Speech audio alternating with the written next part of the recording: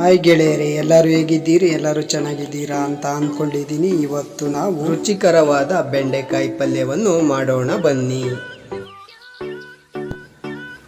ಮೊದಲಿಗೆ ಈರುಳ್ಳಿ ಮತ್ತು ಟೊಮೆಟೊವನ್ನು ಕಟ್ ಮಾಡಿಕೊಳ್ಳಬೇಕು.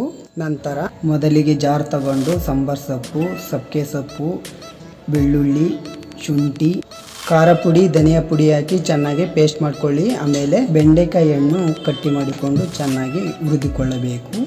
ಒಂದು ಪಾತ್ರೆ ತಗೊಂಡು 2 ಸ್ಪೂನ್ ಎಣ್ಣೆ ಹಾಕಿ ಕರಿಬೇವಿನ ಸೊಪ್ಪು, ಈರುಳ್ಳಿ, ಟೊಮೊಟೊ, ಸಾಂಬಾರ್ ಸೊಪ್ಪು ಹಾಕಿ ನಾವೇನು ಬೆಂಡೆಕಾಯಿ ಹುರಿದಿರ್ತೀವೋ ಅದನ್ನು ಹಾಕಿ, ಅದಾದಮೇಲೆ ನಾವೇನು ಮಿಕ್ಸಿಲಿ ರುಬ್ಬಿರ್ತೀವೋ ಅದನ್ನು ಹಾಕಬೇಕಾಗುತ್ತೆ. ಹಾಕಾದ್ಮೇಲೆ ಸ್ವಲ್ಪ ನೀರು ಹಾಕಿ ಒಂದು 15 ನಿಮಿಷ ಕಾಲ ಕುದಿಯಲು ಬಿಡಬೇಕು. ರುಚಿಗೆ ತಕ್ಕಷ್ಟು ಉಪ್ಪು ಹಾಕಬೇಕು. ಉಪ್ಪು ಹಾಕಾದ್ಮೇಲೆ ಒಂದು ಕುದಿ ಬರುತ್ತೆ. ಒಂದು ಕುದಿ ಬಂದಾದಮೇಲೆ ರೆಡಿಯಾಗಿದೆ ನೋಡಿ. ನಿಮ್ಮ ಮನೆಯಲ್ಲೂ ಮಾಡಿ ಹೇಗಿದೆ ಅಂತ ತಿಳಿಸಿ. ಈ ವಿಡಿಯೋ ಇಷ್ಟವಾದರೆ ಶೇರ್ ಮಾಡಿ, ಕಾಮೆಂಟ್ ಮಾಡಿ, ಸಬ್ಸ್ಕ್ರೈಬ್ ಮಾಡಿ. ಮುಂದಿನ ವಿಡಿಯೋದಲ್ಲಿ ಸಿಗೋಣ.